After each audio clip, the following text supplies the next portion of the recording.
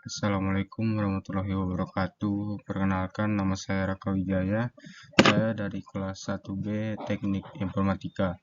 Sini saya akan menjelaskan tentang pengaruh Ibnu Sina di bidang kesehatan. Ibnu Sina atau yang lebih dikenal dunia barat dengan nama Avicenna mempunyai nama lengkap Abu Ali Al-Husain bin Abdullah bin Hasan Ali bin Sina. Julukannya adalah Al-Ras atau puncak gunung pengetahuan.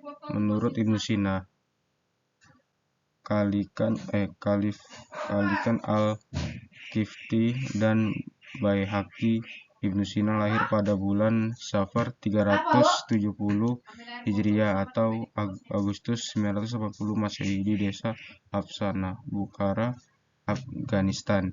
Ayahnya Abdullah dan Sitarah, ibunya merupakan keturunan Persia. Pengaruh Ibnu Sina di bidang kesehatan. 1. Dalam cara pengobatan, Ibnu Sina adalah orang yang pertama kali menemukan cara pengobatan baik bagi orang sakit dengan cara menyuntikkan obat ke bawah kulit.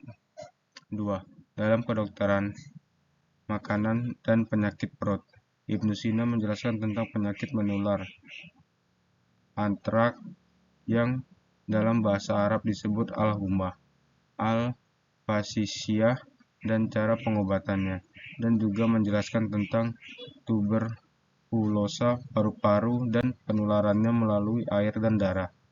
3. Penyakit kejiwaan. Ibnu Sina memiliki cara pengobatan yang efektif dalam menangani benturan kejiwaan yang diakibatkan berbagai sebab. Ibnu Sina juga memberikan nasihat agar melakukan pengobatan dengan cara-cara psikologis untuk mengobati semua jenis penyakit secara umum. 4. Bidang farmasi.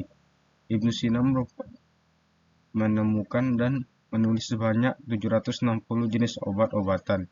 Dia menganjurkan agar obat-obatan dikemas dalam bungkusan terlebih dahulu sebelum diberikan kepada pasien. 5. Kedokteran mata.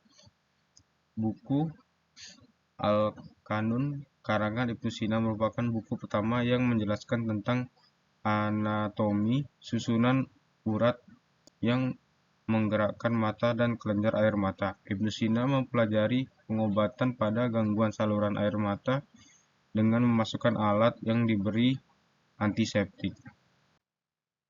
6. Dalam mengobati orang yang tercekik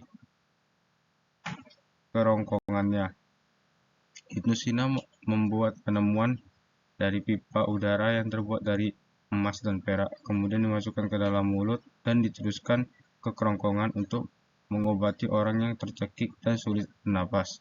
Cara ini masih dipakai hingga sekarang untuk mengobati pasien dengan penyakit yang sama.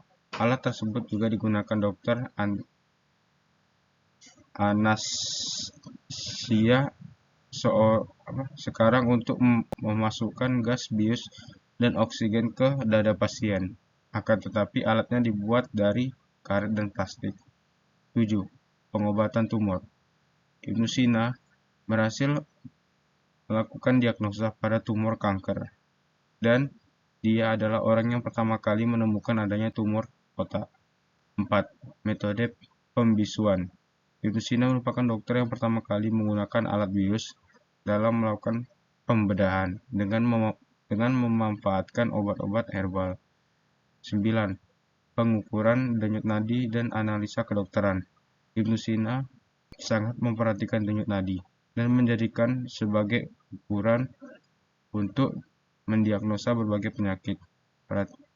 Perhatiannya yang sangat besar ini membuahkan tulisan 19 pasal dalam bukunya Al-Qanun tentang denyut nadi dan perannya dalam diagnosa. Selain itu, dia juga menggunakan urin sebagai media untuk didiagnosa berbagai macam penyakit.